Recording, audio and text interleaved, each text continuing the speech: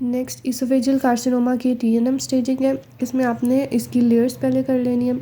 First of all हमारे पास oesophagus में उसका एपिथेलियम होता है, फिर लेमिना प्रोप्रिया होता है, फिर मस्कुलरिस म्यूकोसा, सब म्यूकोसा और मस्कुलरिस प्रोप्रिया होता है। तो जो T1 है वो सब म्यूकोसा तक है और T2 जो है उसमें मस्कुलरिस प्रोप्रिया आ जाता है। ठीक है, तो इसमें क्या लिखा हुआ है, T1 जो है ये लिखा हुआ लेमिना प्रोप्रिया, मस्कुलरिस म्यूकोसा और सब म्यूकोसा को इन्वॉल्व करता है। ठीक है, अब उसमें से भी आगे T1A जो है उन्होंने कहा है T1A आ जाता है मस्कुलरिस म्यूकोसा तक। ठीक है, और T1B सब म्यूकोसा तक, तो ये पूरा T1 हो गया। ठीक है, और T2 में जो है मस्कुलरिस प्रोप्रिया आ जाता है, फिर T3 में एडवेंटिशिया आ जाता है और T4 में आसपास के स्ट्रक्चर्स। ठीक है, उसके बाद लिम्फ नोड्स में N0 में नो रीजनल लिम्फ नोड्स और N1 में regional lymph node metastasis, M0 में नो डिस्टेंट मेटास्टेसिस, M1 में डिस्टेंट मेटास्टेसिस। ठीक है, ये TNM इसकी इंपॉर्टेंट है। उसके बाद इसका जो ट्रीटमेंट है वो किस तरह से आपने करना है, T1A और N0 उसमें सिर्फ आप इसोफेजेक्टमी करेंगे।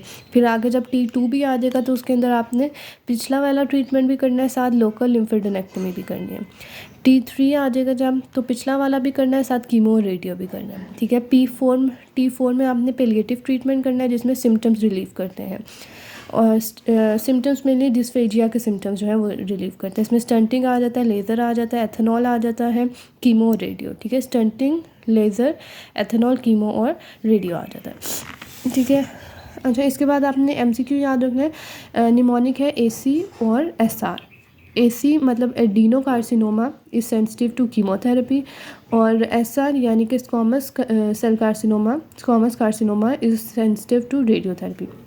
उसके बाद आपने इसोफेजेक्टमी की क्या कॉन्ट्रा इंडिकेशन है इसमें, या तो डिज़ीज़ पहले ही फैल गया और सिस्टेमिक मेटास्टेसिस इतनी ज़्यादा हो गई हो कि सर्जरी का कोई फ़ायदा ना हो, वेसल्स को इसने लार्ज वेसल्स को इन्वॉल्व कर लिया, आयोटा, सर्वाइकल लिम्फेडिनोपैथी हो, या फिर पेशेंट अनफिट हो, कार्डियोपल्मोनरी इंसफिशिएंसी हो, या फिर oesophagectomy should not be perform when R0 resection is not possible. R0 हम आगे पढ़ेंगे। ठीक है, तो सिस्टेमिक मेटास्टेसिस हो, मेजर वेसल को इन्वॉल्व कर लिया और लिम्फ नोड सर्वाइकल इन्वॉल्व कर लिया, पेशेंट अनफिट हो।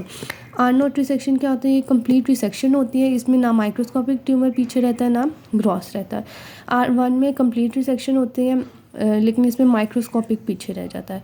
जो R2 है इसमें भी इसमें पार्शियल रिसेक्शन होती है, लेकिन इसमें ग्रॉस वाला जो है पीछे रह जाता है। ठीक है, R0 कंप्लीट, इसमें माइक्रोस्कोपिक और इसमें ग्रॉस। इसोफेजेक्टमी जो है इसमें क्या है, 5 centimetre of tumour free margin should be achieved on either side while doing oesophagectomy. इसके जो है मेथड्स क्या है, मिनिमल इन्वेसिव इसोफेजेक्टमी है, ट्रांसहियाटल है, आइवर लुइस है, मैक्यूएन है और सैल्वेज इसोफेजेक्टमी है। इसमें सिर्फ आपने नेम्स करने हैं। आइवर लुइस जो है ये टू स्टेज प्रोसीजर होता है, जो मैक्यूएन है ये थ्री स्टेज प्रोसीजर होता है, और ट्रांसहियाटल रिसेक्शन है। इसके अलावा आगे क्या है हमारे पास, कॉम्प्लिकेशंस जो हैं सर्जरी की क्या हो सकती है, ये पल्मोनरी कॉम्प्लिकेशंस कॉज करवा सकता है, पास लंग्स हैं उसमें एटिलेक्टेसिस, निमोनिया, ARDS, एम्पाइमा, यहाँ पे एनास्टोमोसिस का लीकेज करवा सकता है, थोरेसिक डक्ट होती है पास, उसकी इंजरी हो सकती है, रिकरेंट लेरेंजियल नर्व होती है पास, उसकी इंजरी हो सकती है, योटा की इंजरी हो सकती है, वूंड की कॉम्प्लिकेशंस हो सकती है, कार्डियक कॉम्प्लिकेशंस हो सकती हैं, acute atrial fibrillation, MI, heart failure, या फिर डायफ्राम का हर्निएशन। ठीक है, लंग्स, यहाँ पे एनास्टोमोसिस जो वैसे उसका पास है उसको डैमेज हो सकता है, थोरेसिक डक्ट, पास लैरिंक्स की, recurrent laryngeal nerve, aorta, heart और डायफ्राम। उसके बाद रेडियो हम इसमें करते हैं, कीमो में हम सिस्प्लाटिन 5-फ्लोरोयूरासिल यूज़ करते हैं। प्रोग्नोसिस इसका जो है पुअर होता है। पेलिएटिव ट्रीटमेंट में फिर जो हमने कर लिया इंट्यूबेशंस, लेज़र और रेडियोथेरेपी। तो ये UQ है इसका जो ट्रीटमेंट है। अगर ट्रीटमेंट इसका आता है तो आपने इसमें जनरल पहले ये लिख देना है, ये वाला।